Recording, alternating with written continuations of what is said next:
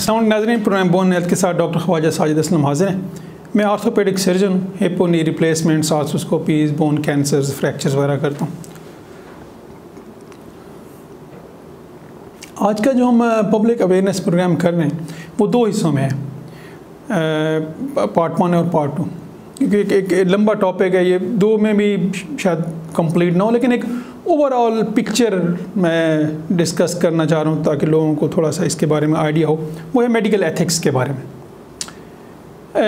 इस प्रोग्राम में, पहले प्रोग्राम में हम डिस्कस कर लेते हैं कि डॉक्टर की क्या एथिक्स हैं, क्या जिम्मेदारियाँ हैं, और दूसरे प्रोग्राम में पेशेंट्स के बारे में डिस्कस कर लेंगे। अक्सर जब तक इंसान ज़िंदा है कभी ना कभी तो हॉस्पिटल जाना पड़ता है, कभी ना कभी बीमार हो जाता है, डॉक्टर से इनकाउंटर होता है आपका।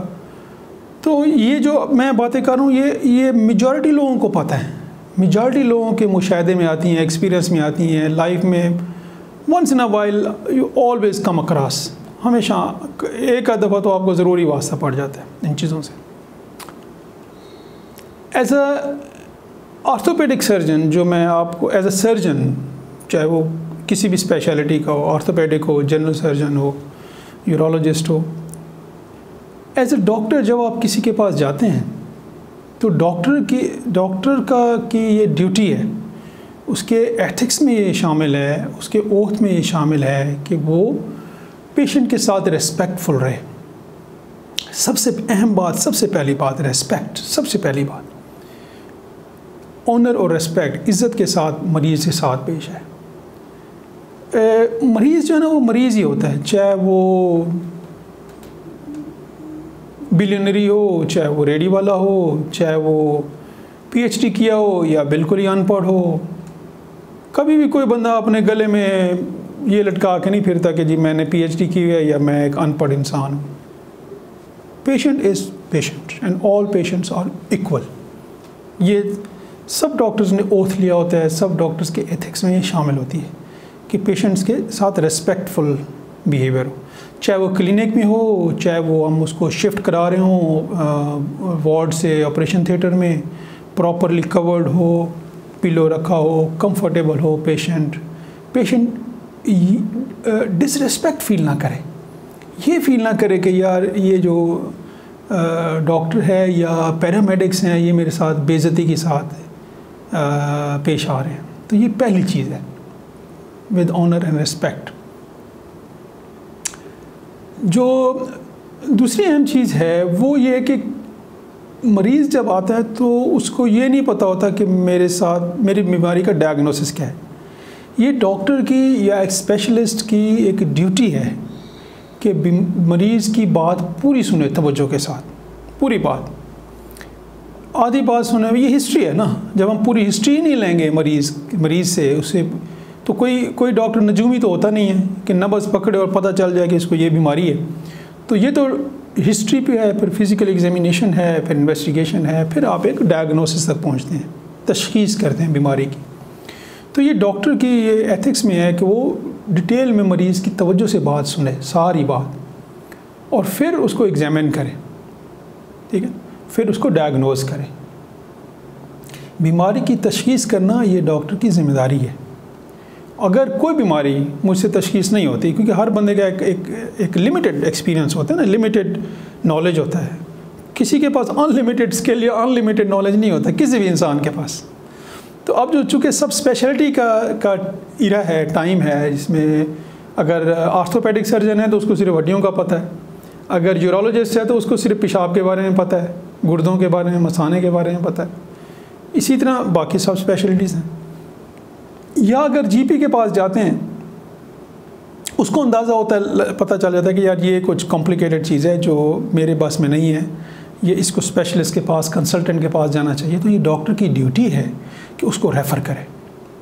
मेरे पास ऑर्थोपेडिक का पेशेंट आ जाता है, उसको यूरोलॉजी का भी प्रॉब्लम है, तो ये मेरी ड्यूटी है कि मैं उसको यूरोलॉजिस्ट को रेफ़र कर दूँ। जीपी की ड्यूटी है कि जो चीज़ें उससे मैनेज नहीं होती वो मरीज़ को लिख भी दे और उसको कह भी दे कि आप सब स्पेशलिस्ट के पास चले जाएं इस बीमारी के लिए। तो ये डॉक्टर की एथिकल ड्यूटी है। ये नहीं कि मरीज़ को बस लटकाई जाए ताकि या तो वो हाथ बांध के भाग जाए या फिर वो उधर ही कॉम्प्लिकेट हो जाए। तो इसलिए ये भी डॉक्टर के एथिक्स में शामिल है।